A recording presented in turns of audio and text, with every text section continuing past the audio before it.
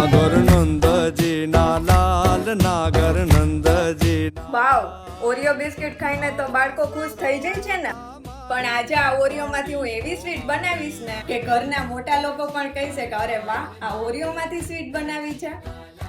તેના માટે મેં ઓરિયોના બિસ્કિટ લઈ મિક્સ કરી તેને એક બાઉલમાં કાઢી લીધા.